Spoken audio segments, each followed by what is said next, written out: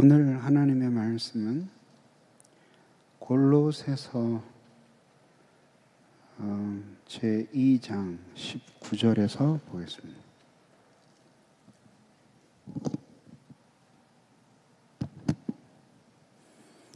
골로새서 2장 19절입니다.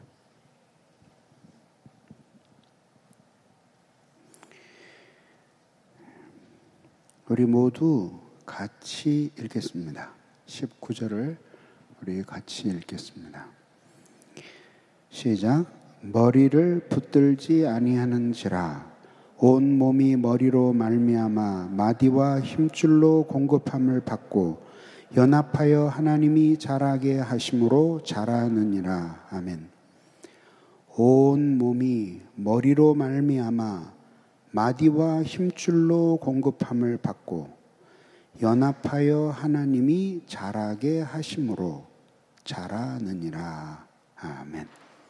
기도하겠습니다.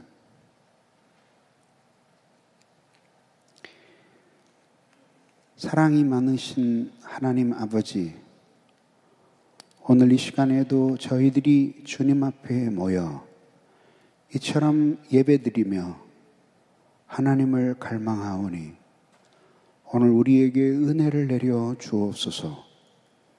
어제에 이어서 우리가 그리스도의 연합을 배울 때 하나님의 큰 은혜가 우리의 심령 속에 임하게 하옵소서. 예수 그리스도의 이름으로 기도드리옵나이다. 아멘. 어제는 여러분들에게 그리스도와 성육신적 연합에 대해서 말씀을 드렸습니다. 요약을 하자면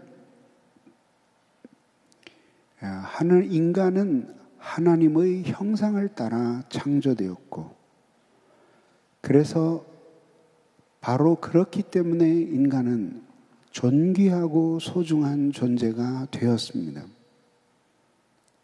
타락해서 이제 인간은 하나님을 멀리 떠나게 되었고, 그가 가지고 있는 탁월한 만물을 다스릴 수 있도록 부여받은 능력은 망가지고 왜곡되어서 오히려 인간을 불행하게 하는 원인이 되었습니다. 만약에 하나님이 인간을 그대로 내버려 두시면 도저히 본래 인간이 창조된 목적으로 되돌아갈 가능성이 없었습니다. 그런데 하나님이 그들에게 구원의 길을 여셨습니다. 하나님께서 계시 말씀을 주시고 은혜를 주셔서 하나님의 구원 계획을 펼치셨기 때문입니다. 예수 그리스도께서 사람의 몸을 입고 이 세상에 오심으로써 예수 그리스도의 인성 안에서 모든 인간들의 인성은 하나의 연합을 이루게 되었습니다. 그리고 바로 그 연합 때문에 모든 인류는 서로를 자신이 자기의 몸과 같이 서로를 사랑하며 살도록 부름을 받았다는 사실입니다. 바로 거기서 우리는 하나님의 형상을 가진 모든 사람들이 그리스도 예수의 인성과 연합되었고, 그래서 그들을 바로 존귀하고 존엄한 존재라는 사실을 우리들이 인정해야 하고, 그래서 우리는 예수 그리스도께서 가르쳐 주신 말씀, 마음과 뜻과 성품과 목숨을 다해 주 너희 하나님을 사랑하고 이웃을 내 몸과 같이 사랑하라는 그 명령이 사실은 두 개의 별다른 명령이 아니라 하나의 명령이라는 사실을 알 수 있다고 말씀을 드렸습니다. 이것이 바로 우리가 이 사회의 정의에 대해서 관심을 가져야 되는 이유이고, 피부 색깔과 지위, 남녀 성별과 그리고 문명의 수준 이 모든 것과 상관없이 그 사람이 하나님의 형상을 받은 고귀한 인간으로서 그리스도의 인성 안에서 우리 모두가 하나로 연합된 존재들이기 때문에 우리가 그 사람을 사람 그 자체로서 존귀하게 여기고 그를 가치 있게 볼 수 있는 사람들이 되어야 한다고 말씀을 드렸습니다. 바로 그 문맥 안에서 우리는 왜 선교를 해야 하고 왜 이 모든 세계 우리의 사회가 정의롭게 되어야 하고 또 빈부와 가난, 전쟁과 다문화 이런 모든 문제들에 대해서 우리들이 회피하지 않고 살아가야 하는가 하는 것을 우리들이 어제 배웠습니다.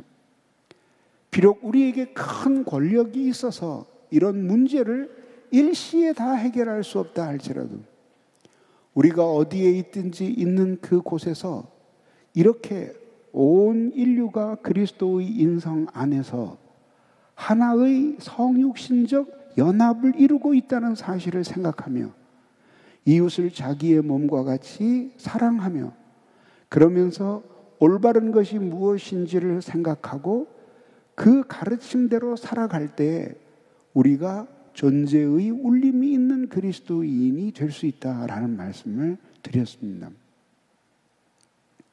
오늘은 두 번째 시간으로 그리스도와 신비적 연합에 대해서 말씀을 드리겠습니다.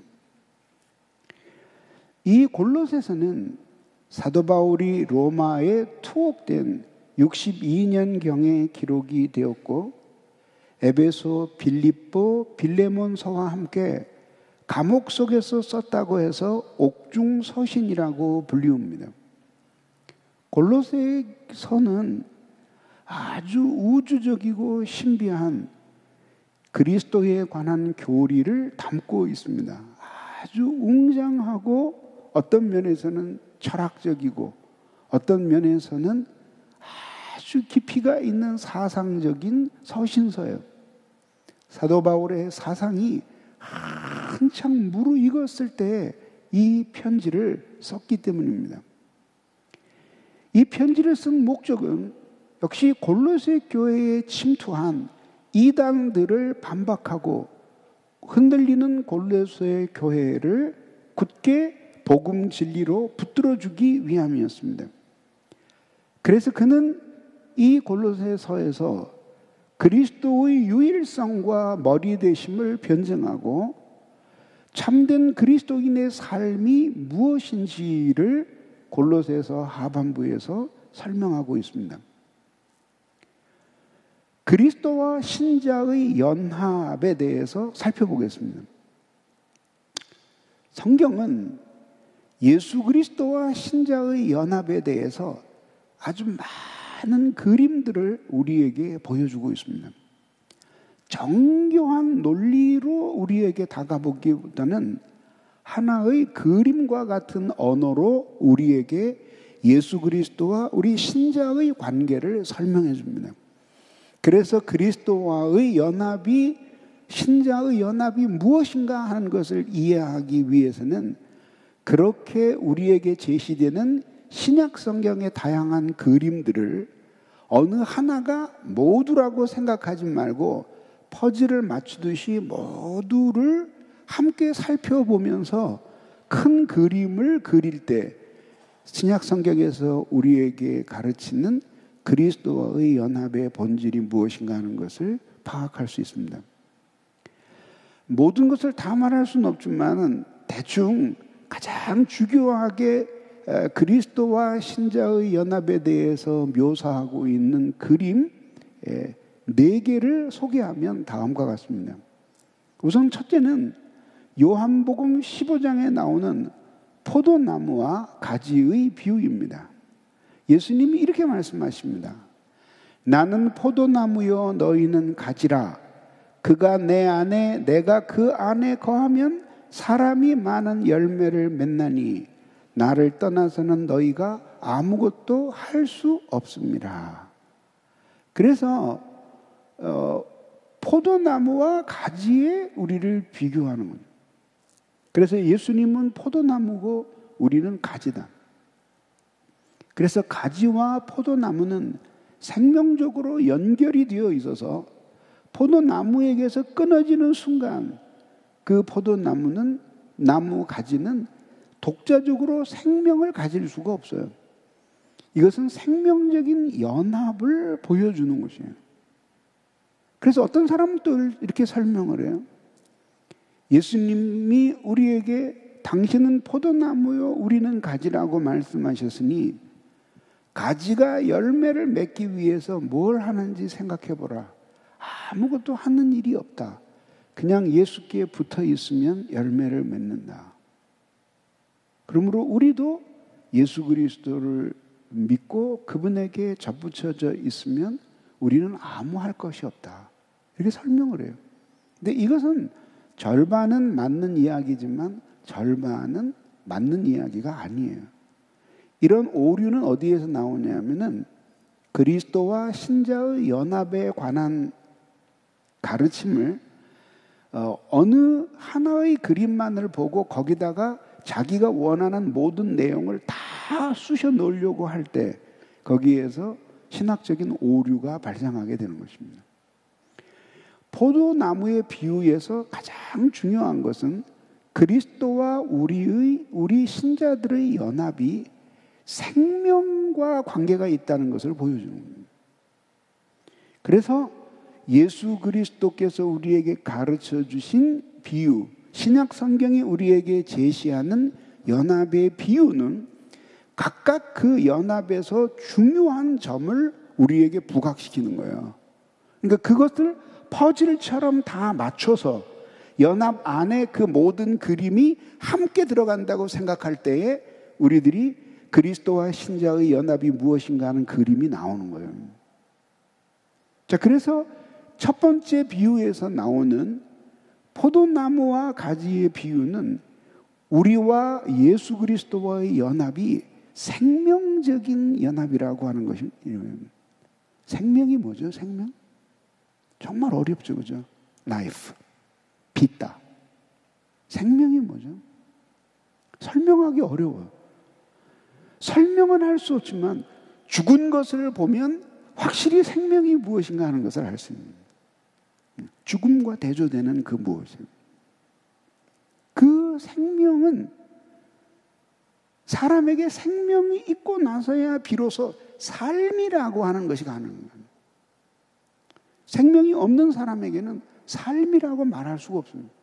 삶이라고 할 때에는 자기가 살아있을 뿐 아니라 살아있고 생명이 있어서 의식하고 외부의 세계에 대해서 반응하면서 지성으로 이해하고 의지로 결단하고 감정으로 사랑을 느끼고 하는 그것이 바로 삶이에요.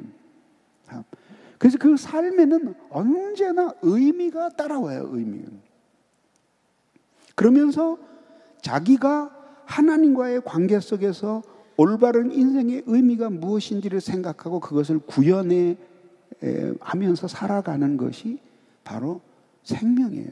자, 그런데 육체적인 생명은 그냥 살아있어서 움직이고 감각하게 하지만 그런 육체의 생명을 의미를 가지고 살아가게 만드는 생명은 또 다른 생명이에요.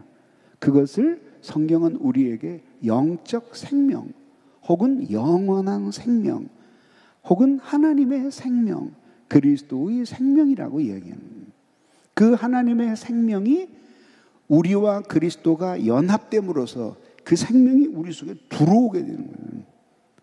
그래서 그것으로서 우리들이 삶을 그런 하늘의 생명을 가지고 그렇게 우리들 앞에 직면하는 이 모든 삶의 현실들의 의미를 찾으며 자기가 원하는 어떤 삶을 가치 있다고 생각하고 그것을 따라 살아갈 수 있도록 주체성을 갖게 만드는 힘이 바로 생명이다.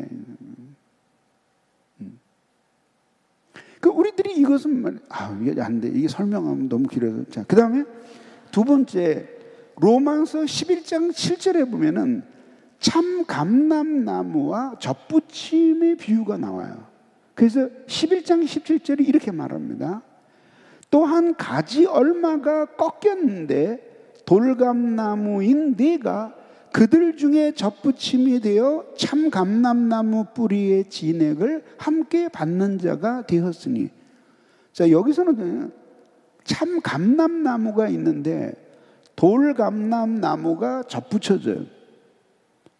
그래서 감람나무는 이스라엘이에요.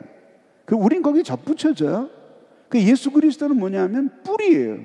그 뿌리에서 진액을 올리시는 분이에요. 그 진액을 함께 받아서 누릴 수 있는 그러한 존재들이 되게 하는 것, 그게 바로 그리스도와의 연합이에요.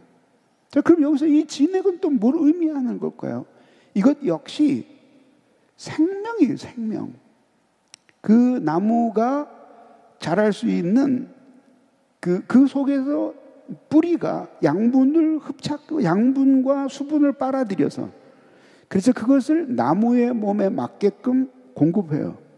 그 봄이면 청진기를 대고 이렇게 나무에 귀를 들여보면 물 올라가는 소리가 막 들리는 거예요. 그거를 채취하는 게 그게 고로쇠 물이잖아요. 그 진액이 빨아 올라감으로써, 근데 그런 거를 빼내면 그 나무는 말하자면 죽거나 매우 해로운 거죠. 나무한테는 진짜 몹쓸 일을 하는 거야. 봄에 막 한창 올라와가지고 나무가 막 살아야 되는데 진액을 다 빨아먹는 거죠. 그럼 그것도 역시 그런 감람나무와 그 뿌리의 진액의 비유도 역시 생명을 가리키는 거예요. 자, 그런가 하면 마태복음 25장에는 신랑과 신부의 비유가 나와요. 이때 천국은 마치 등을 들고 신랑을 맞으러 나간 열 처녀와 같다 하리니. 에베소 교회에서도 그 남자가 부모를 떠나 아내와 합하여 한 몸을 이룰지라 하고 이것이 교회와 그리스도에 대한 비밀이라고 말씀하죠. 여기서 뭘 얘기하는 걸까? 여기서는 그리스도와 신자의 연합의 본질이 사랑이라는 것을 말하고 싶은 거예요. 사랑. 그러니까 이 연합에서 나오는 가장 중요한 주제가 두 개가 등장하는 거예요. 하나는 뭐죠? 생명. 또 하나는 뭐예요? 사랑이에요. 사랑. 그래서 그리스도와 신자가 연합하면 그리스도는 그렇게 당신에게 연합된 신자들을 특별히 사랑하시고, 그렇게 연합된 신자들은 그리스도를 뜨겁게 사랑하게 되는 겁니다. 그것이 바로 그 그림을 가장 인간이 이해하기 쉽게끔 인종과 모든 문화를 초월해서 잘 이해할 수 있도록 선택한 비유가 바로 신랑과 신부의 비유예요. 예. 그러니까 하나님이 아담을 창조하시고 하와를 그 몸에서 취하여, 그 뼈를 취하여 하와를 만드시고, 그 두 사람이 이는 내 뼈 중의 뼈요 살 중의 살이라고 하신 것처럼, 또한 그리스도는 바로 사람의 몸을 입고 오셔서, 그래서 당신과 인성 안에서 연합을 이룬 인류 중 일부가 떼어져 나와, 어떻게 보면은 그 일부에게 하나님의 직접적인 생명을 부여하는 그리스도와의 연합을 갖게 하심으로 그 신자들이 실제적인 하나님의 생명과 사랑을 누리도록 만들어 주시는 겁니다. 그것이 바로 우리가 이야기하는 신자가 거듭나고 회심할 때 의롭다 칭함을 받으며 그리스도 예수께 연합되는 신비적 연합이에요. 그래서 그것을 신비적 연합이라고 불러요. 그리고 이제 마지막 네 번째 비유가 에베소 1장에 나오는데 22절에서 이렇게 얘기해요. 또 만물을 그 발 아래에 복종하게 하시고 그를 만물 위의 교회의 머리로 삼으셨느니라. 자, 이번에는 아주 훌륭한 비유 하나가 나오는데 그게 뭐냐면 몸이 있고 머리가 있어요. 그런데 그 머리가 예수 그리스도이시고 몸은 그리스도의 교회라. 그리고 우리는 그 교회에 붙어있는 몸의 일부분이라고 이야기를 하는 거예요. 자, 그러면 이게 놀라운 완성을 보여주는 거죠. 자, 아까 포도나무의 비유와 감람나무의 비유에서는 무엇을 그리스도와의 연합에서 뭘 보여줬다 그랬어요? 생명. 예. 생명을 보여줘. 좀 이렇게 생기발랄하게 좀 그렇게 해봐. 이게 다 무슨 그 노년 수련회 온 것처럼. 그래. 무슨 그 경로 수련회 온 것 같아. 왜? 자, 다시.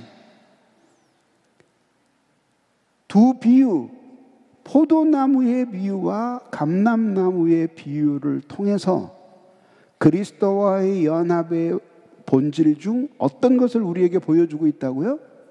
생명. 네, 생명. 따라해보세요. 생명. 네, 생명. 생명을 보여주고 있다면 신랑과 신부의 비유를 통해서 아내와 남편의 비유를 통해서는 뭘 보여주고 있다 그랬죠? 사랑. 네, 사랑. 그런데 머리와 몸의 비유를 통해서는 뭘 보여주는 것 같아요? 사랑도 아니고 생명도 아니에요. 그럼 뭐죠? 머리가 이 온 몸을 통솔하는 거예요. 그럼 이건 뭐죠? 질서의 질서. 질서. 그러니까 어떻게 돼요? 머리가 어떤 생각과 판단을 하고 그 머리가 원하는 삶을 온 지체로 구현해 가는 거예요. 거기서 얘기하는 건 질서예요. 자, 그래서 결국 그리스도와의 연합에 관해서 성경이 우리에게 가르치는 가장 중요한 것은 뭐냐면 생명, 사랑, 질서 이것이에요. 생명과 사랑, 질서예요. 내가 시간이 나면 생명에 대해서 별도로 1시간 시간을 내서 내가 강의를 해줄게요. 근데 지금은 그렇게 하면 오늘 밤새야 돼요. 어제 나는 가는 사람이 있다는 사실을 깜빡 잊고 2시간을 설교를 하는 바람에 어제 아마 고생했을 거예요. 그래서 오늘은 좀 일찍 끝내려고 그래요. 근데 그 생명과 어쨌든 설명을 하고 싶은데 다음에 해줄게요. 자, 생명, 그 다음에 사랑, 그 다음에 질서예요, 질서. 자, 그런데 놀라운 게 뭐냐면, 자, 머리와 몸의 비유를 통해서 우리 알 수 있는 것은 뭐냐면, 불가분리한 거예요. 머리가 없는 사람일 수가 없고, 몸 없는 머리, 생각할 수가 없는 거예요. 이건 파격적인 비유예요. 말이 돼요? 우리 인간 없이는 그리스도를 생각할 수 없다. 이게 말이 되냐고요. 그리스도 없는 우리 인간을 생각할 수 없다. 그건 어떤 의미에서 말이 되죠. 근데 인간이 없는 예수를 생각할 수 없다. 말이 안 되는 것 같죠. 이게 말이 되는 거예요. 그래서 인류를 향한 하나님의 사랑은 어떤 의미에서 운명적이에요. 하나님 자신이 그런 걸 선택하신 거예요. 얼마나 놀라워요. 그래서 어제 어느 신학자 이야기를 하면서 제가 말씀드렸죠. 성육신의 연합은 어제 좀 깜짝 놀라운 사람들도 있을 거예요. 이런 이야기도 있나. 근데 종교개혁자들이 보편적으로 다 받아들이던 교리예요. 그렇지만 그것은 한계를 가지고 있어요. 뭐 그 한계를 이야기할 시간은 없고, 그래서 어떤 신학자는 이렇게 설명을 했어요. 그리스도의 인성 안에서 모든 인류가 연합되는 것이 그 동네로, 그 집으로 전기가 지나가는 거라면, 그러면 신비적인 연합은 그 선을 끌어다가 자기의 집에 연결을 시켜서 불을 켜고, 그 다음에 에어컨을 돌리고 히터를 켜고, 그 다음에 인덕션 렌지를 사용하고 이러는 것 같다는 거예요. 그럼 무슨 얘기예요? 그렇게 그리스도의 인성 안에서 모든 인류가 연합을 이루었다는 것이 정말 우리에게는 감격적으로 다가오는 거예요. 그래서 불신자들은 우리를 멸시하고 욕해도 우리는 그렇게 비참하게 죽어가는 이교도들과 불신자들, 심지어는 아주 사악한 사형수들까지 하나님의 형상을 받은 인간이라는 엄숙한 사실에 직면하게 되는 겁니다. 그래서 우리는 이 인류 전체의 문제에 대해서 깊은 관심을 가져야 되는 거예요. 우리는 한 나라의 국민이기 이전에 그리스도인이에요. 그리고 그리스도인이라고 하는 말은 하나님이 이 땅에 남기고 싶어 했던 참 인류라는 뜻이에요. 그럼 우리는 그런 관점에서 모든 것을 생각하고 판단해야 돼요. 깃발 하나 누가 들고 막 휘두른다고 막 부르르 끌어가지고 마치 월드컵에서 대한민국 응원하는 것 같은 그런 피 끓는 국수주의자들이 되어서는 안 되네.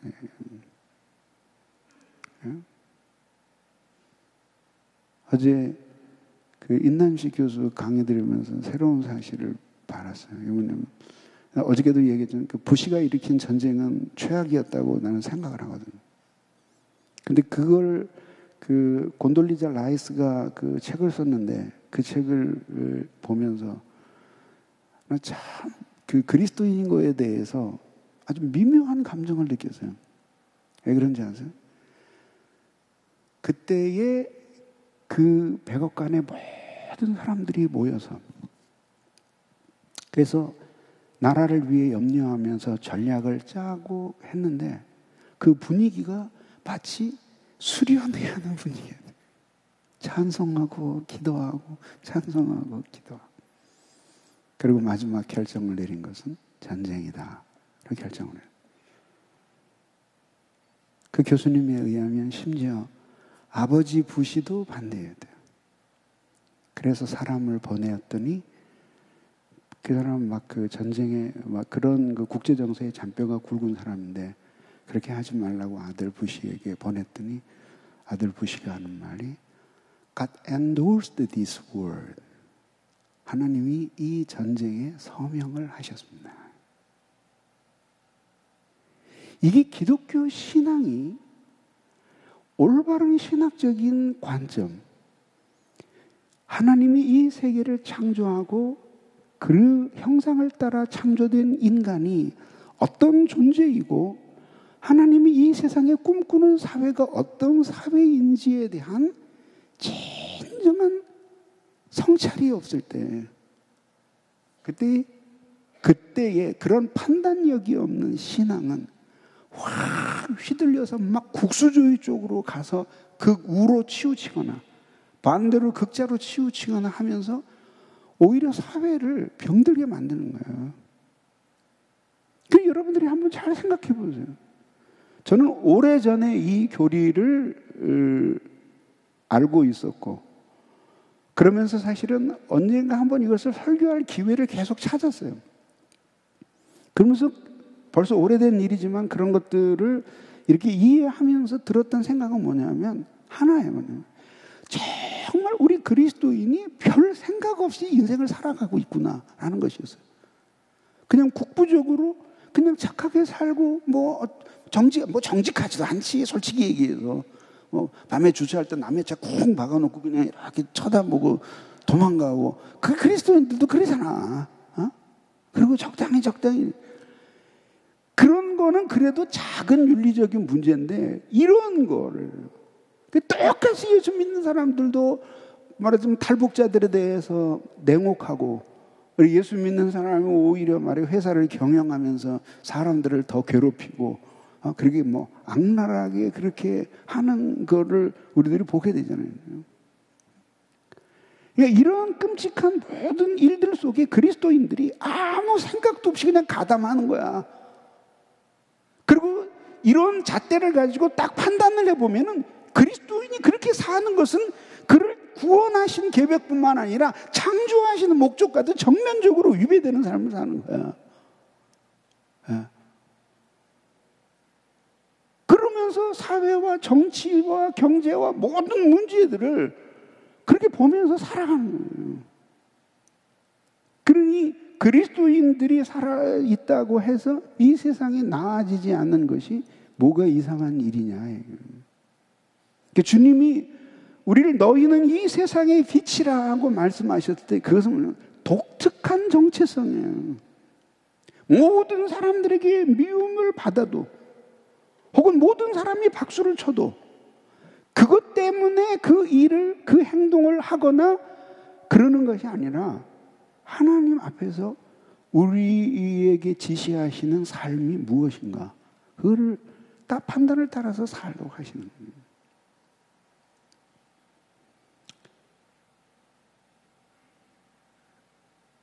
그래서 성육신적인 연합이 그리스도의 성육신 하신 그리스도의 인성 안에서 모든 인류의 인성의 연합이라면 신비적인 그러니까 그렇게 연합이 되었지만 그 안에는 하나님의 생명과 사랑이 서로 유통하지는 못한다 이거야. 무슨 뜻인지 알죠? 유통할 수 없어요. 예. 그래서 필요한 것이 신비적인 연합이에요. 이거는 중생과 칭의, 그리고 중생과 회심, 칭의, 양자됨 이것들을 통해서 그리스도와 우리 사이에 실제적으로 이루어지는 영적인 연합이에요. 자, 그런데 이런 연합을 유효하게 만드시는 분이 누구냐면 성령님이에요, 성령님. 그래서 창조될 때에 이 모든 세계가 삼위일체 하나님에 의해 창조되지만 성부 하나님에 의해 세 개의 전치사가 들어가는데 by, through, in 성부 하나님에 의해 그 다음에 성자 그리스도를 통해서 그 다음 성령 안에서 이 세계가 창조되는 겁니다. 하나님이 말씀하셨는데 그 말씀이 아들이시고 말씀으로 세계를 창조하실 때 그 모든 세계가 창조되면서 진료가 창조되는데 하나님의 신이 그 위를 운행해요. 그것이 바로 삼위일체의 사역이에요. 하나님이 이 세계를 창조하신 삼위일체의 사역이에요. 그것이 똑같이 그러니까 삼위일체 하나님은 성부, 성자, 성령이 항상 함께 계세요. 누구도 배제하고 이 사역이 이루어지지 않아요. 자, 그런데 동일하게 바로 예수 그리스도께서 이 세상에 사람의 몸을 입고 오실 때에도 똑같이 아버지에 의해 보냄을 받고 그 말씀이신 성자가 성령 안에서 잉태되어 사람의 몸에서 태어나시며 인성을 소유하게 되십니다. 그래서 그 인성은 있다가 사라지는 게 아니라 영원한 거예요. 그 인성 안에서 온 인류가 연합이 되는 겁니다. 그런데 바로 그러한 온 인류 중 어떤 사람들이 그리스도 예수의 복음을 듣고 진정으로 구원을 받아서 그래서 예수 그리스도의 생명과 사랑이 실제적으로 그들의 영혼 속에서 역사하여 죄 때문에 하나님과의 관계가 끊어져서 도저히 살아갈 수 없었던 그 삶을 다시 재현할 수 있게끔 만들어 주신 거예요. 그게 바로 신비적 연합이에요. 중생과 회심을 통한 칭의의 연합이에요. 그 연합을 통해서 이제 신자는 예전에는 자신에게 없었던 특별한 하나님의 생명과 사랑을 자원으로 누리며 살아가게 되는데, 이것을 바로 성령께서 우리에게 주시는 거예요. 믿음은 바로 이렇게 하나님이 당신이 일방적으로 우리에게 주시는 그 충만한 생명과 사랑, 그러니까 이것은 우리에게는 없는 거예요. 원래 죄를 짓고 하나님을 멀리 떠나감으로 인간이 잃어버린 거예요. 그것을 하나님이 우리 인간의 행위나 공로에 의존해서가 아니라 우리를 당신과 그리스도를 연합시키심으로 우리에게 이 생명과 사랑을 실제로 누리면서 살아가도록 만들어주시는 거예요. 근데 그 본질이 뭐냐면 성령이에요. 성령. 그래서 교회의 본질은 그리스도와의 연합이고, 그리스도와의 연합은 본질적으로 성령의 교통이에요. 그런데 이것을 받아들이는 수단이 믿음이에요. 믿음.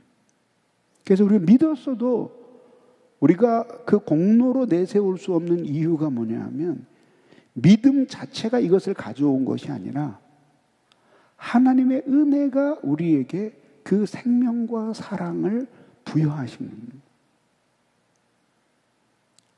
그래서 믿었을 때 우리를 의롭다고 여기시고 하나님의 생명과 사랑을 부어주시는 거예요. 자, 그러면 이제 어떻게 되죠? 그림을 이렇게 그려보면 되죠. 성육신하신 그리스도의 인성과 모든 인류가 인성적인 연합을 이루고 있어요. 근데 예수 안에는 그 예수 그리스도는 삼위 하나님이에요. 이 하나님의 생명과 사랑이 충만하신 분이에요. 근데 인성으로 연합을 이루고 있지만, 그러나 이것이 이 생명과 사랑이 사람들 속에 파고 들어가서, 그래서 그들로 하여금 그 자원을 누리며 살게 하지는 못하는 거예요. 그러니까 우리 집을 뚫고 동네에 전선이 지나갔어요. 그 지나갔을 뿐이에요. 저쪽 집에는 전기불을 켜는데 우린 촛불 켜요. 저 집은 인덕션 런지를 켜서 밥을 하는데 우리는 장작 갖다가 불 피워서 밥을 하는 거예요. 근데 거기에서 전기를 끌어와서 그다음에 불을 밝히는 거예요. 그게 성경에서 예수의 생명이라고 얘기하는 거예요. 하나님의 생명.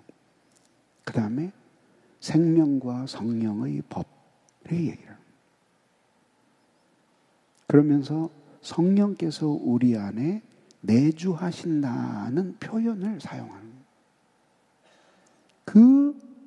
그렇게 됨으로써 우리는 예수님 자신 안에 성령이 충만하시고, 그래서 하나님의 사랑과 생명이 충만하신 분인데, 믿음으로써 성령 안에서 우리가 그분과 연합됨으로써 이제는 성육신적 연합 안에서는 도저히 누릴 수 없었던 그런 충만한 하나님의 사랑과 생명을 누리면서 사는 거예요. 그게 바로 우리가 회심하고 의롭다 칭함을 받아 예수의 몸에 접붙여지는 거죠. 그래서 말이죠. 에베소서에서 예수님이 에베소서에서 성경이 우리에게 우리를 그리스도를 머리로 우리를 그리스도의 몸으로 묘사할 때 그 가장 중요한 것은 뭐냐면 머리와 몸이 공유하고 있는 하나의 생명이에요. 그 다음에 뭐죠? 하나의 사랑이에요. 우리 몸이 질서로만 되어 있는 건 아니잖아요. 말하자면 컴퓨터 같은 게 장착이 되어서 우리 몸이 기계로만 움직이는 게 아니잖아요. 그럼 어떻게 돼? 좋아하는 사람을 보면은 너무 기뻐서 가슴이 막 뛰어요. 이건 머리가 아니잖아요. 해물을 생각하면 이게 뛰는 거예요. 땀이 나요. 그럼 말을 막 더듬어요. 예? 말이 혼나오고. 그리고 헤어졌는데도 밤에 잠을 못 이루고. 사랑이잖아요. 너무 사랑하는데 만지고 싶어요. 머리로 그 사람을 기억하고 사랑하고 이미 죽었는데도 사랑이 남아있기 때문에 만지고 싶어요. 목소리를 듣고 싶어요. 무슨 얘기를 제가 하고 싶은 거예요? 이 머리와 몸의 이 비유는 우리에게 질서를 보여주지만 그 질서는 기계적인 질서가 아니라 하나의 생명을 공유하며 하나의 사랑으로 교통하는 질서라 이거예요.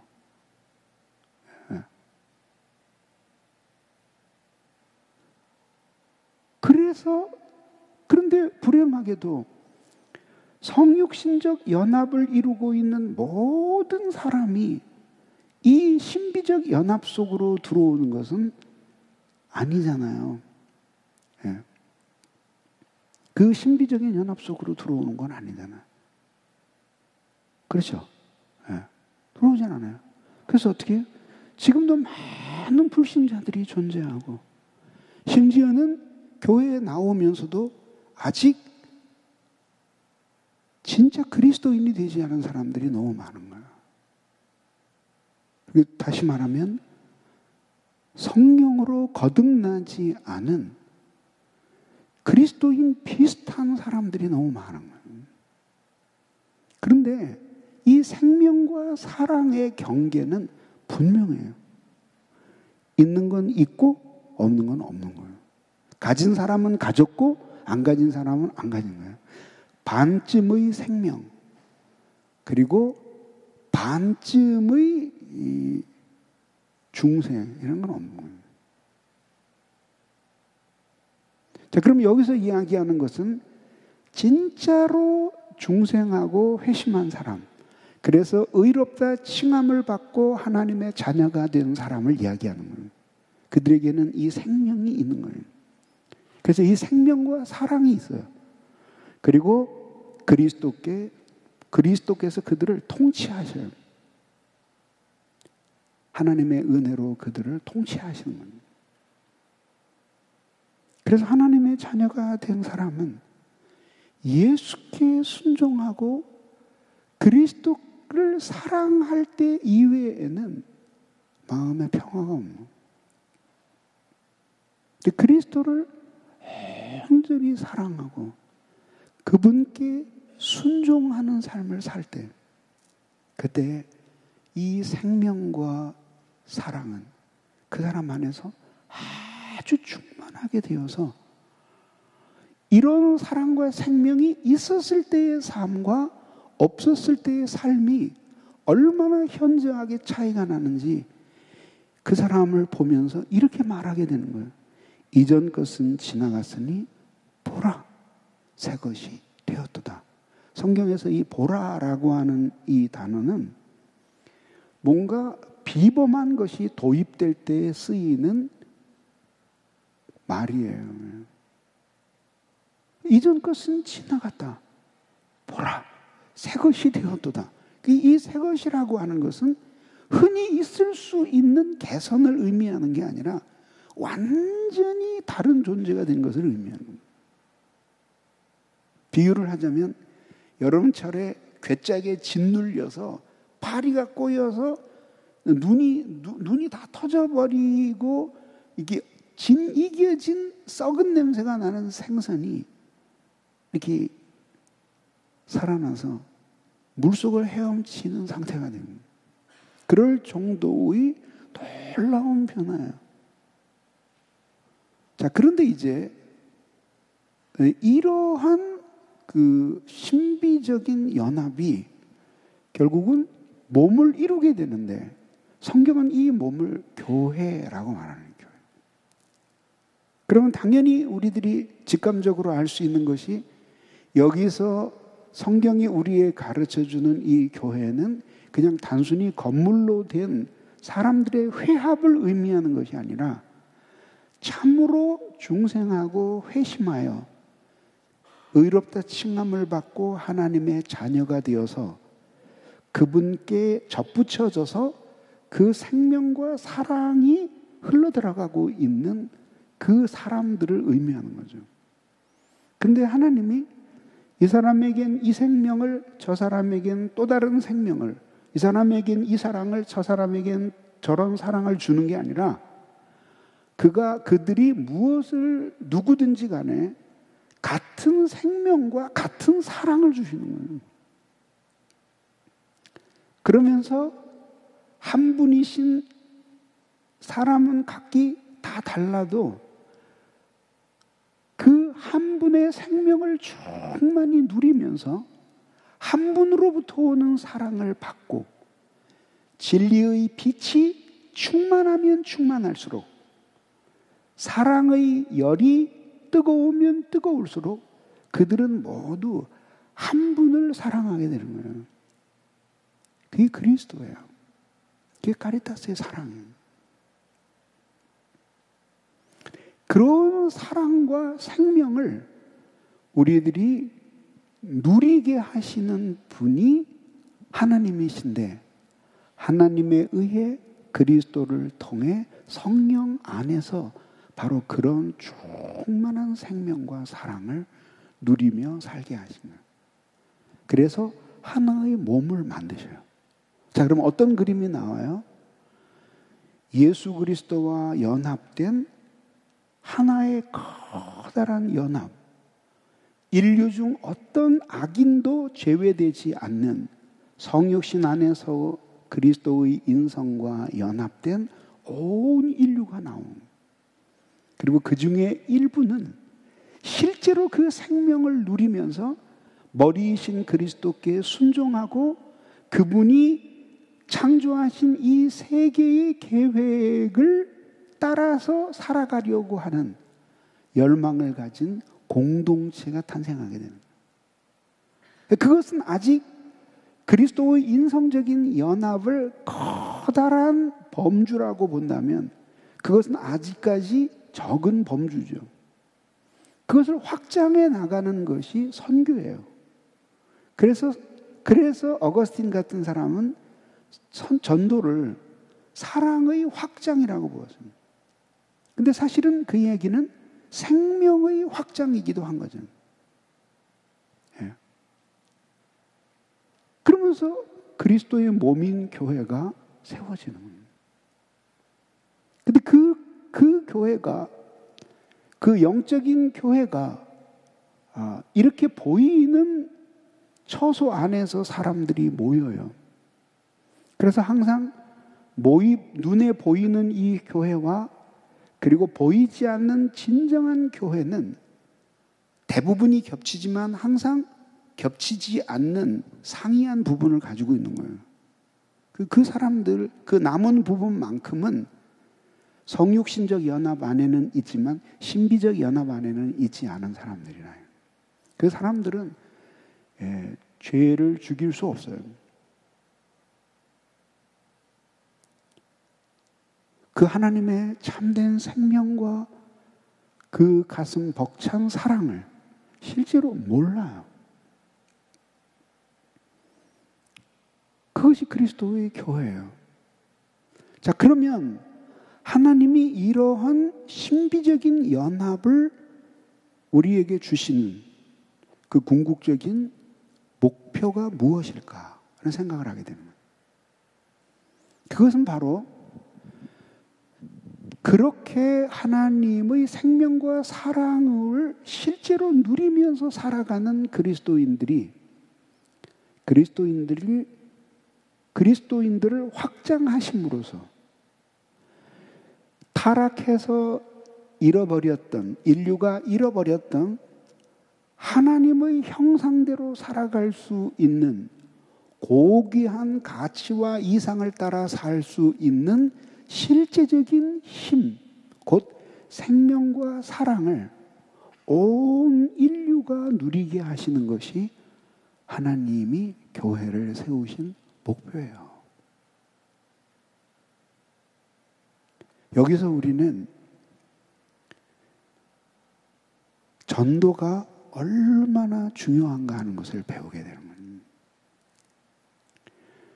우리는 흔히 생각하기를 사람들이 전도를 한다. 그래서 사람들이 교회에 많이 나와서 큰 교회가 되고 그런 것을 별로 좋아하지 않아요. 하나님의 관심은 단일한 교회가 크게 되는 것, 그것이 아니라 그가 어디에 속했든지 간에 그리스도 예수의 몸에 실제로 접붙여져서 그 생명과 사랑을 누리는 사람들이 되는 거예요. 그런데 문제는 뭐죠? 그리스도 예수의 몸에 접붙여져서 그의 지체가 된 모든 사람들이 똑같은 생명, 똑같은 사랑을 누리면서 살고 있지 않잖아요. 그러니까 아무리 부인해도 부인할 수 없이 자신은 하나님의 자녀야. 그리고 하나님은 사랑해요. 근데 현저히 그 생명이 부족한 거야. 그러니까 예수 믿어서 살아도 가족들과도 막 수시로 부딪히는 거야. 왜? 악만 남은 거야. 은혜 가끔 받긴 하는데 근데 그거를 가족들의 모든 어렵고 힘든 것들을 끌어안고 그것을 살아갈 수 있게 만드는 그 무엇이 안 되는 거예요. 네? 그러니까 어떻게 돼요? 이 안에서 막 악이 치받치는 거예요. 근데 예배 와서 은혜를 받고 조금이라도 말씀에 의해서 양심의 깨우침을 받고 나면 눈물이 나요. 그리고 내가 하나님의 자녀라는 사실을 부인할 수 없어요. 그 주님을 떠나서는 절대 못 살 것 같아요. 그리고 기도를 하면 또 은혜를 주셔요. 근데 뭐예요? 실제의 삶에 있어서 생명과 능력, 생명과 사랑이 현저히 모자라는 거예요. 그런가 하면 어떤 사람은 이것이 막 넘쳐나는 거예요. 그래서 어떻게 해요? 막 예수를 안 믿었더라면, 아니 은혜가 없었더라면 도저히 참고 넘어갈 수 없는 어려운 일들을 그걸 참으면서 기쁨의 삶을 사는 거예요. 그 대표적인 게 뭐예요? 사도들이 성령 강림 후에 복음을 전했잖아요. 핍박을 받아요. 그럼 어떻게 돼요? 성령이 임하시기 전까지는 무서워서 숨었어요. 근데 성령이 임하시고 나니까 떳떳하게 말하는 거예요. 막 핍박을 받아서 고난을 겪으면서도 우리가 하나님의 말을 듣는 것이 옳겠느냐, 사람의 말을 듣는 것이 옳겠느냐 한번 생각해 봐라. 막 더 맞아. 근데 풀려나면서 무슨 생각을 하는 거예요? 예수를 위해서 고난을 받을 수 있게 하신 하나님을 찬송하는 거예요. 이게 뭘 보여주는 거죠? 그 사람들 안에 있는 충만한 하나님의 생명 그리고 사랑을 보여주는 거예요. 그러니까 현장에서 가능하다 잡혀온 그 여자를 나무라지 않고 용서하시면서 보내시는 그 예수님의 모습 속에서 바로 그런 충만한 사랑을 보는 거예요. 이게 바로 하나님이 인간을 구속하셔서 다시 누리게 하고 싶으셨던 것이 바로 이 생명과 사랑이에요. 그래서 말이죠. 가만히 생각해 보면 우리의 인생의 모든 문제는 하나님에게로 귀결이 되는 거예요. 그래서 오스 기니스라는 사람이 자기의 책 속에서 우리는 하나님 이외에 잃을 것도 없고 얻을 것도 없다. 그리고 하나님 이외에는 우리가 변명할 것도 없다. 도달하게 돼요. 그게 사실이에요. 그래서 어떻게 돼요? 그런 사랑과 생명을 충만하게 누리며 사는 그리스도인에게는 나쁜 일이라는 게 일어날 수가 없는 거예요. 왜? 나쁜 일이 일어나도 신앙으로 그 나쁜 것들이 결국은 자신에게 선을 가져오게 된다는 것을 믿어요. 또 그것을 그렇게 만들어요. 네. 만들어요. 예수 믿고 주님의 은혜로 충만하게 사는 사람에게도 어려움이 일어날 수 있죠. 근데 어려워요. 그 사람은 고통받을 거예요. 근데 불행하진 않아요. 왜? 그 모든 고통을 신앙으로 해석해서 하나님의 생명을 더 충만히 누리는 기회로 삼는 거죠. 그래서 한번 생각해 보세요. 우리의 몸에 어떤 그 상처가 확 나요. 그럼 어때요? 확 찢어지면서 순식간에 피가 막 쏟아지잖아요. 그래서 어떻게 돼요? 전 몸에 전투령이 내리는 거예요. 팔뚝에 심각한 상처가 났다. 이제 균들이 쳐들어올 때니 모두 모여라. 그리고 그 상처에 집중하는 거죠.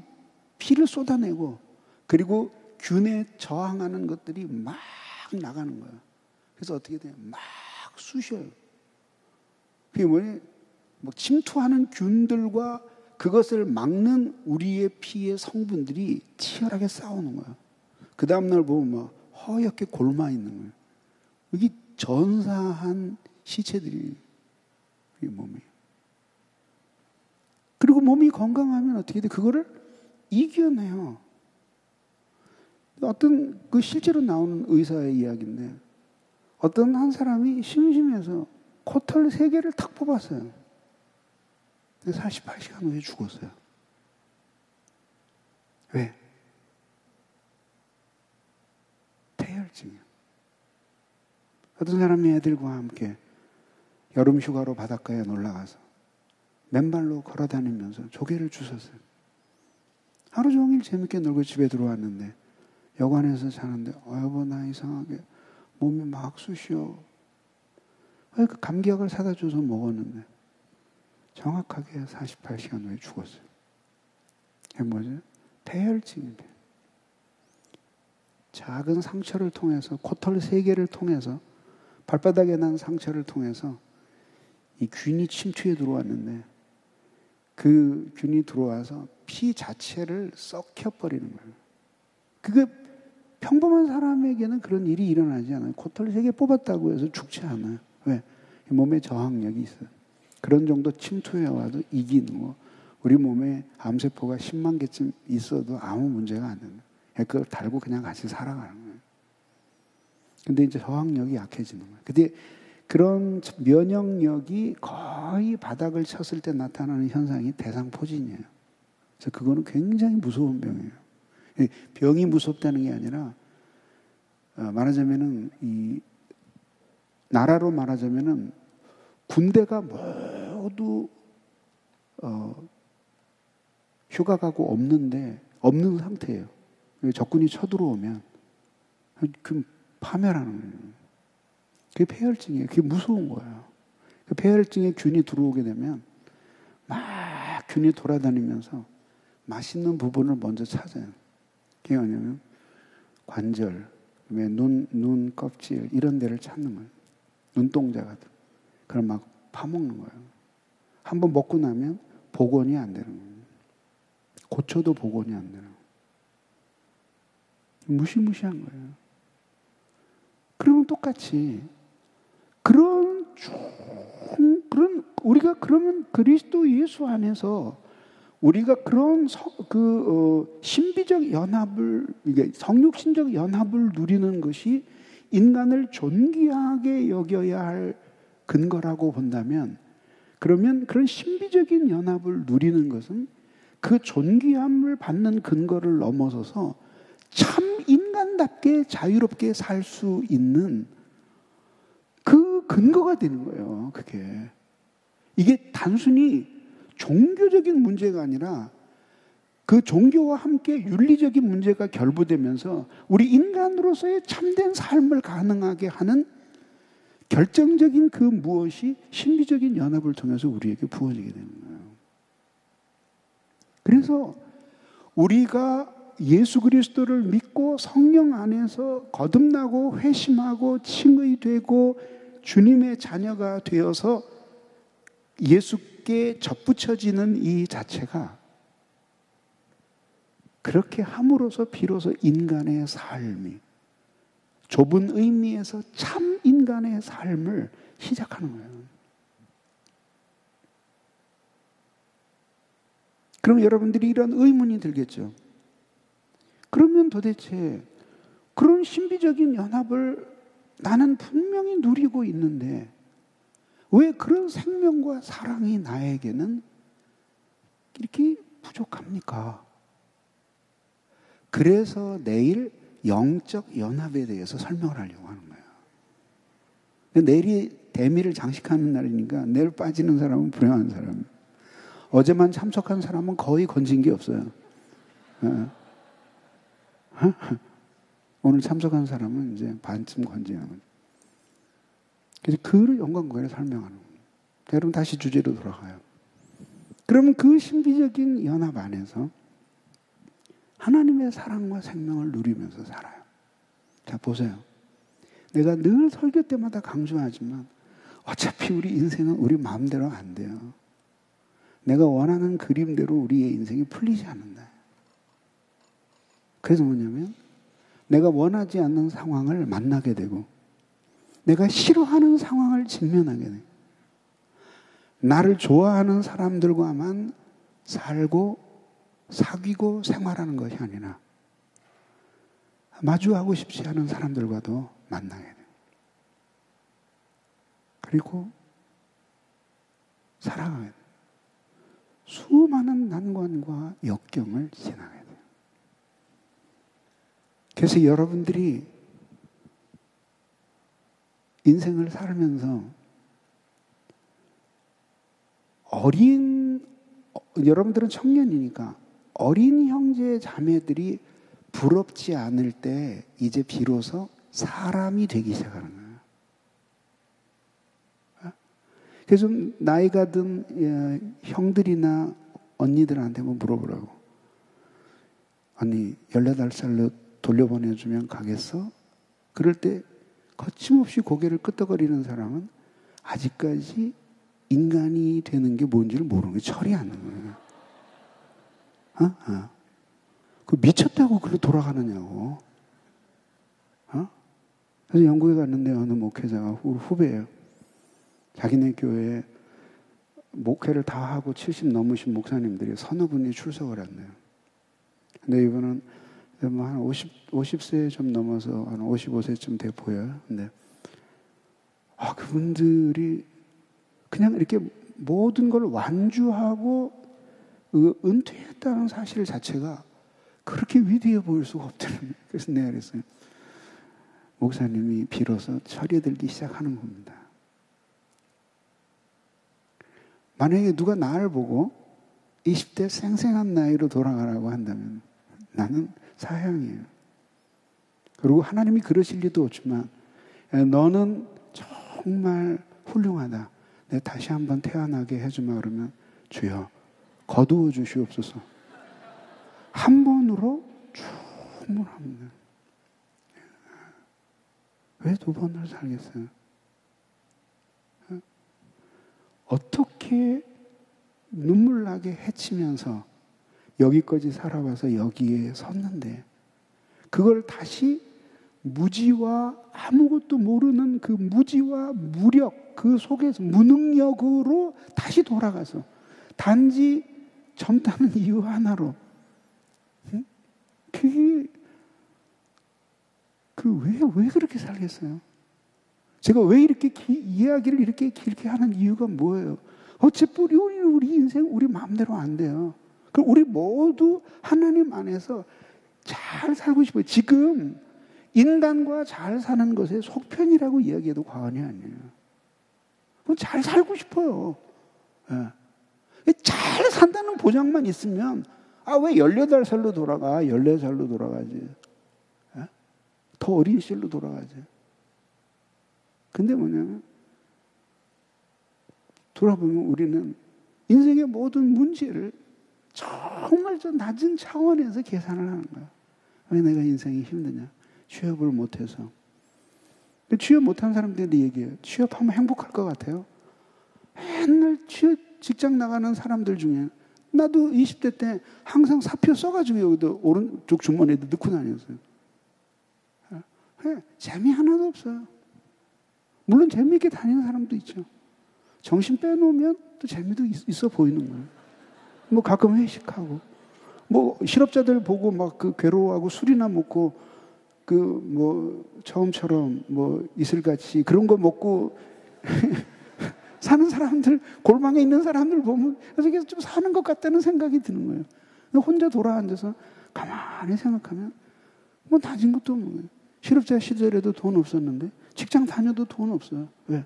또 많이 써야 되잖아요. 지금 골방에 있을 때는 그냥 이슬만 먹고 살면 돼.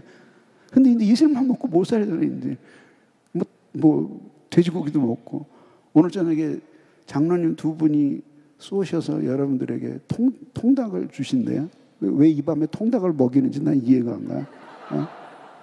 근데 어쨌든지 간에 그런 것도 먹고 그러고 살아야 되잖아. 그러니까 돈이 없는 거야. 가만히 깊이 있게 생각해 보면은 사실 여러분들이 지금 이런 것 때문에 내 인생이 힘들다 하는 것은 사실은 그게 굉장히 비겁한 답변이지 그 자체가 그게 해결된다고 해서 인간이 행복해지고 더욱이 잘 살게 되는 것이냐면 그거 아니라 이거야. 그런 거야. 내가 이렇게 좀 공부하고 어려운 거 시집을 못 가서 그렇다. 아니 암흑에 자면은 뭐 형제들이 7명, 8명 대시를 해가지고 뭐 죽느니 사느니 하는데 왜 나는 7명, 8명에게 대시를 해도 한 명도 반응이 없나? 그 나이는 점점 들고 이래서 내가 공고한 것이다. 시집간 사람도 곤고한 사람이 훨씬 더 많아요.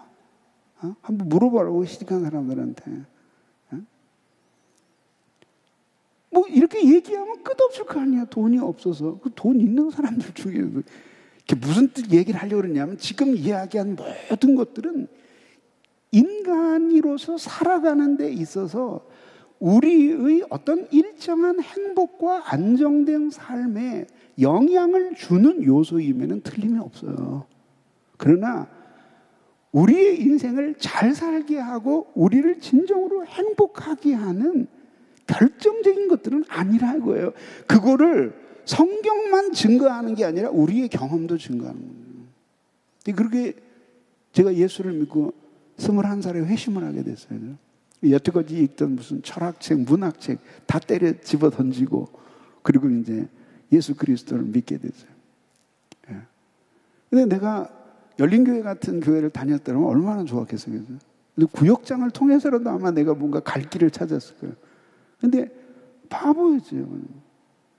이런 모든 지성의 스위치를 다 꺼야지만 예수를 잘 믿게 되는 거라고 생각을 합니다. 그리고 살아온 거야. 그러나 처음에 막 말할 수 없이 기쁜 거예요. 그게 한 얼마쯤 갔을까?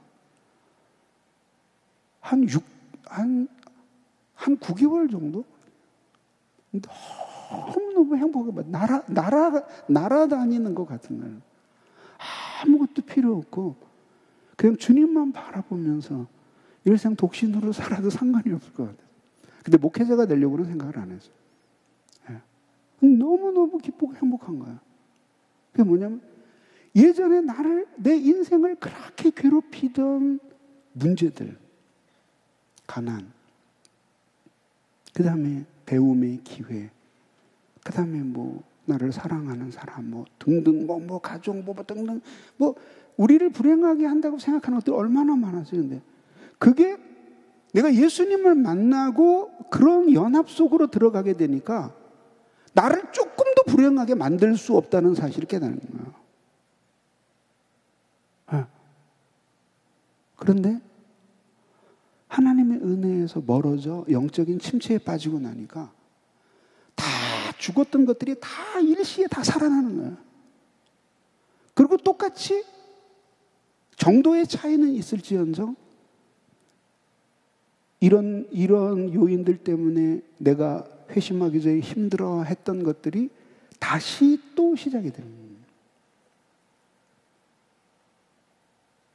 그 말하고 싶은 요지가 뭐냐 하면은 결국 여러분들이 나의 인생이 힘들다라고 생각하는 리스트를 적어봐요. 근데 그게 진짜 여러분들의 인생을 힘들게 하는 것은 아니라는 거예요.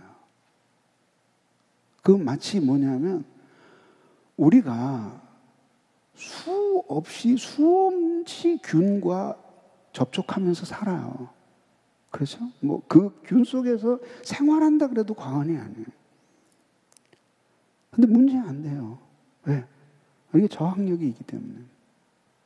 그러면 똑같이 내가 말하고 싶어 하는 것은 여러분들에게 불완전한 세상에서 불완전한 인간이 살아가는데 왜 문제가 없겠어요?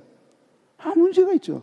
근데 모든 문제들이 있다고 하더라도 그 문제가 여러분들을 힘들게 하는 것이 아니고 또 아무리 고민해도 그 문제는 해소가 안 돼. 돈이 없어서 미친 듯이 돈을 벌어서 돈을 모았다. 이거 박진영이 하는 이야기잖아요. 20억을 벌면 행복할 것 같았대. 벌고 나니까 허무하더라 이거죠. 그럼 뭐예요? 그래서 그 문제를 해결했다. 이제는 물질의 궁핍 때문에 괴롭지는 않을 수 있어요. 왜? 돈 쓰면 되니까. 근데 뭐냐면 또 다른 문제가 생겨나는 거예요. 끝이 없어요. 이게 죽을 때까지. 그래서 인생은 결국은 수고와 슬픔이 계속 인간을 따라다녀요. 그럼 그건 본질이 아니에요. 그럼 뭐가 본질이냐? 진짜 본질적으로 인생을 힘들게 만드는 것은 그 생명, 그것을 극복하며 살아갈 수 있는 생명과 사랑의 부족에 있는 거예요. 인간은 처음에 창조될 때부터 육체는 이 땅의 자원으로 그리고 영혼은 하늘의 자원으로 살아가게끔 되어 있어요. 그 영혼의 자원으로 하늘의 자원으로 살아가게끔 되어 있는 것이 이게 인간인데 그 하늘의 자원을 상실하는 거예요. 끊어져 버리는 거예요. 그 생명과 사랑에서. 처음부터 그렇게 태어나서 그렇게 살았기 때문에 인생이 곤고하고 힘들다는 것은 알아요. 그런데 이것이 그 자원의 부족 때문이라는 것은 몰라요. 어떤 의미에서 아직도 미성숙해서 자기의 인생의 불행의 원인이 돈이 없고 지위가 낮고 얼굴이 못생겼고 가문이 후져서 불행하다고 생각하는 사람들은 그래도 희망이 있는 사람이에요. 자살은 안 하잖아. 그걸 개선하면 될 거 아니에요. 그런데 뭐냐면 그런 게 다 부족함이 비교해 놓고 봐도 부족함이 없는 거예요. 그런데 살 수가 없는 거예요. 그 뭐가 부족해서인지를 몰라요. 이런 사람들이 자살하는 거예요.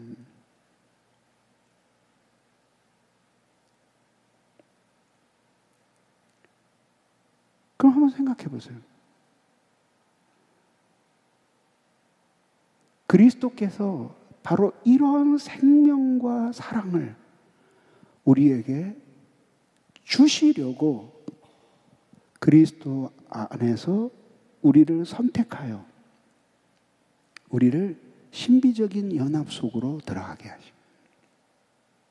그러니 이 그리스도인이 되었다고 하는 이 사실은 더군다나 그것이 하나님의 일방적인 은총으로 우리에게 주어진 거예요.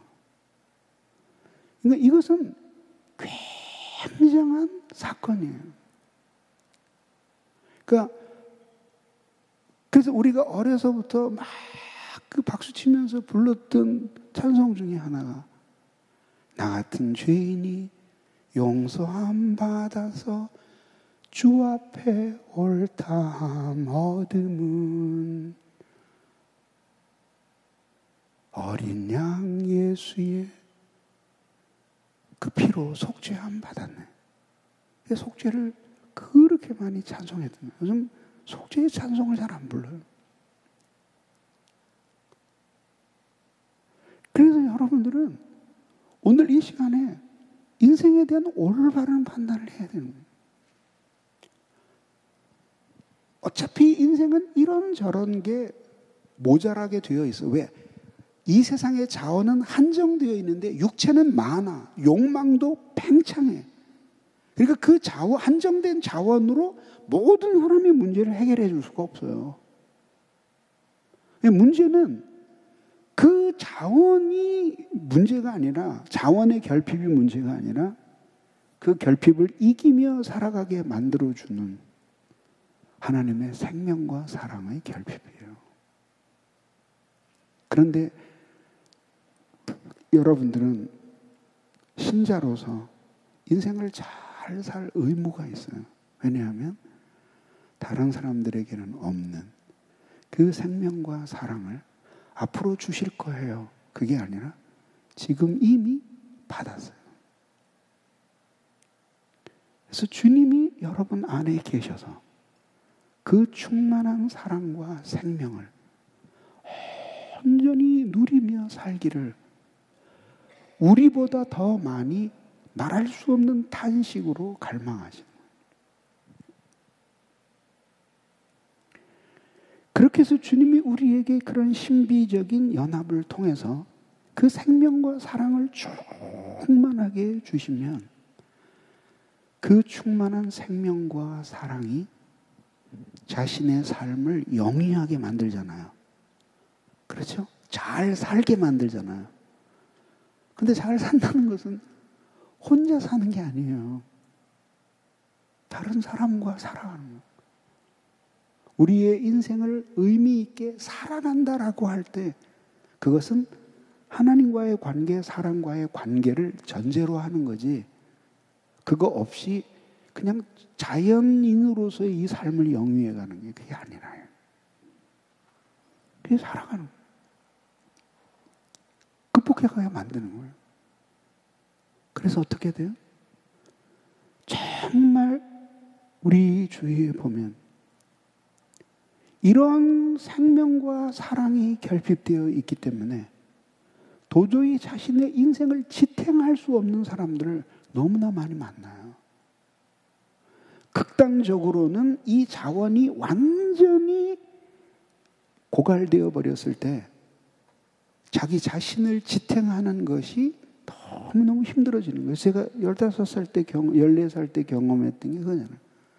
제일 힘든 게 뭐냐면 죽는 건 하나도 겁이 안 나요. 사는 게 무서운 거예요. 왜? 사람으로 살아야 되니까. 이 현실을 해석하면서, 그걸 개척하면서, 어려움이 오면 거기에 의미를 부여하면서 그 의미를 이루기 위해서 노력하고, 이루었을 때는 보람을 느끼고 자신을 대견해야 하고 누군가에겐 감사하고 이러면서 살 수 있어야 되잖아요. 그러기 위해서는 뭐가 필요해요? 사랑과 생명이 필요한 거예요. 사랑과 생명이 필요한 거예요.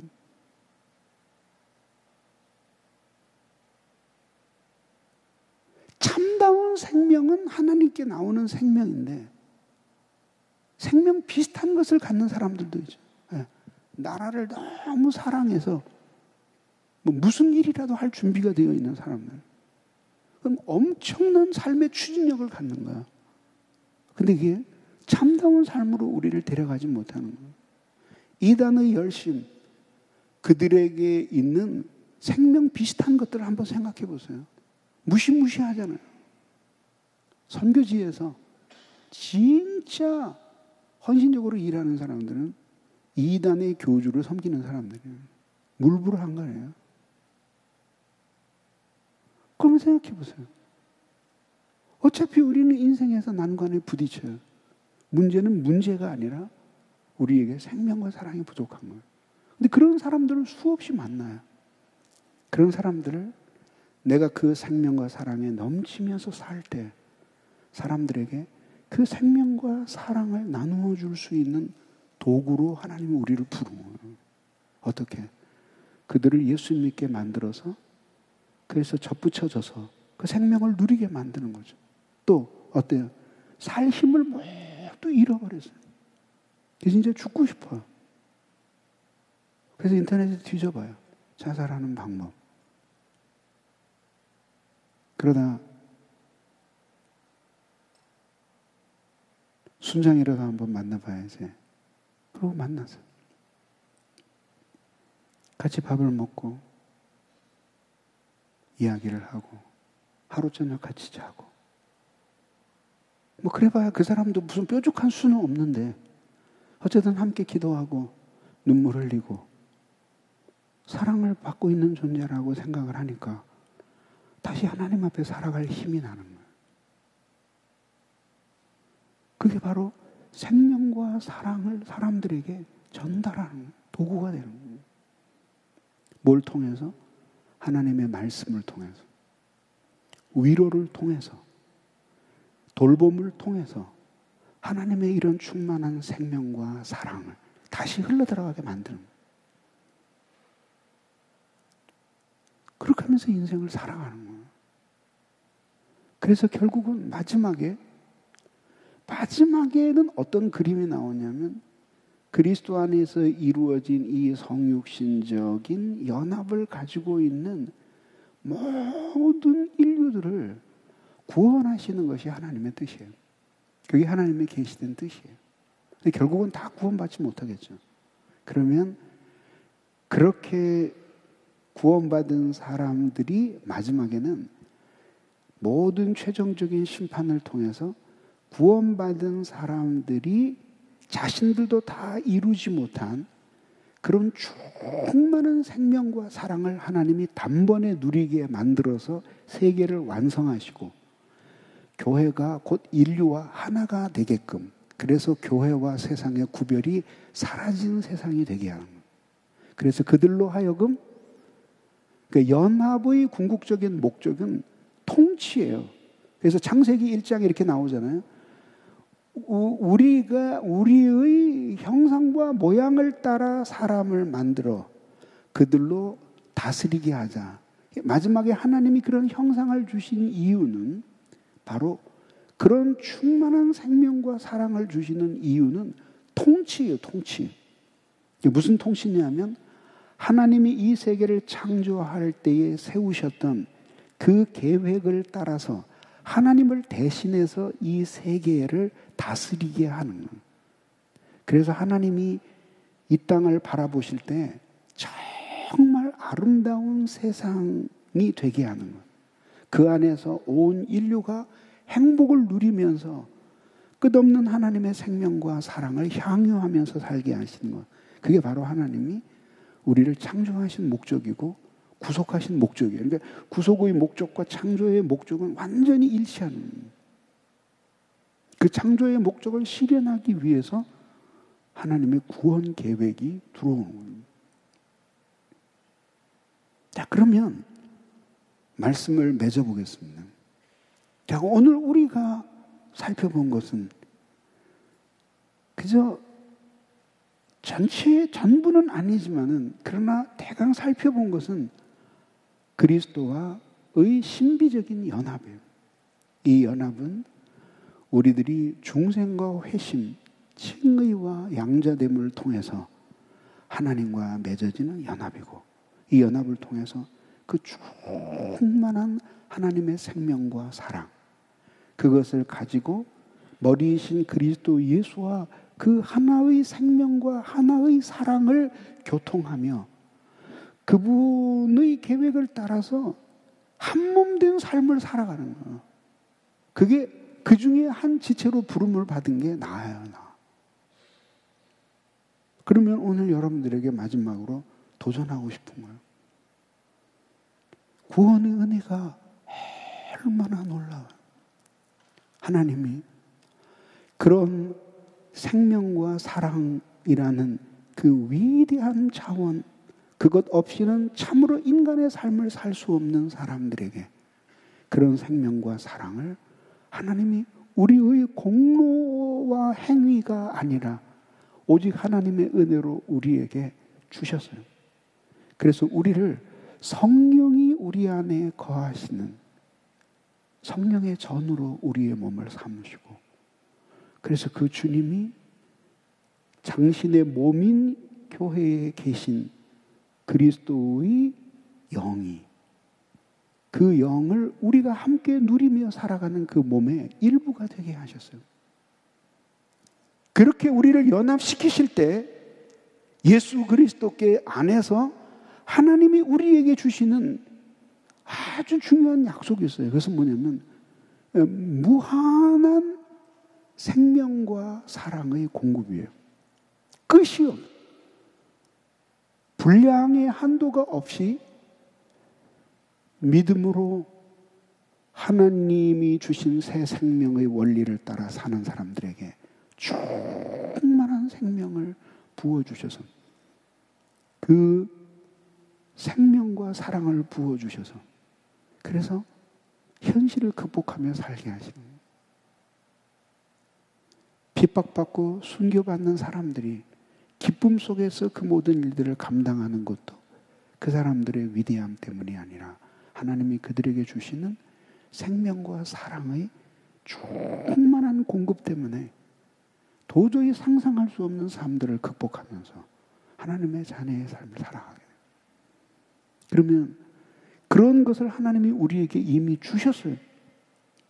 그리고 우리는 바로 그 하나님의 충만한 사랑과 생명을 누려 그 보증으로 성령을 우리에게 주셔서 그분이 우리 안에 함께 계시게끔 만들어 주셨어요. 지금도 죄를 회개하고 게으른 생활을 청산하고 다시 초롱초롱한 눈빛으로 하나님의 말씀을 사모하면 하나님이 다시 그 충만한 생명과 사랑을 우리에게 주셔요.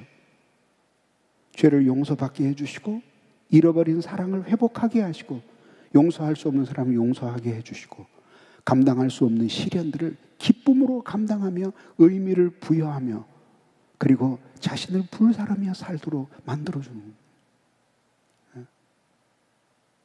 오라 운명이요, 오라 이 세상이요, 오라 내 인생의 운명이요, 난 두렵지 않다. 예수 안에서 무한한 생명의 자원을 가지고 내 것은 없다. 그러나 내게는 없는 것도 없다. 왜? 그리스도 예수께 접붙여져 그분의 모든 것을 나로 하여금 누리게 하신 왕같은 제사장, 거룩한 나라요, 그의 택하신 백성, 그분의 몸의 일부다. 내가 망할 수 없는 것은 예수가 망할 수 없는 이유와 동일하다. 확신을 가지고 살아가야 하는 것입니다. 그리고 다시 한번 여러분들이 앞에 직면하고 있는 문제를 부인할 수 있어야 돼요. 아니다, 내가 지금 힘겹고 어려운 인생을 사는 이유는 이런 것, 이런 것, 이런 것, 이런 문제, 저런 문제 때문이 아니다. 이건 늘 있는 것이고 예전에도 나에게 있었고 지금도 모든 지체들에게 있는 문제이고 이런 것들을 직면하고 있는 많은 지체들이 지금도 오히려 그것 때문에 충만한 하나님의 생명과 사랑을 누리며 살아가고 있다고 우리 자신을 설득해야 하는 거예요. 이게 그리스도인의 삶이에요. 어느 때쯤 되면 그런 모든 형편이 나아지겠어요? 나아져서 모든 것이 내 마음대로 될 수 있다. 여러분 안에 있는 부패성이 여러분들을 내버려 두겠어요? 네? 내버려 두겠느냐?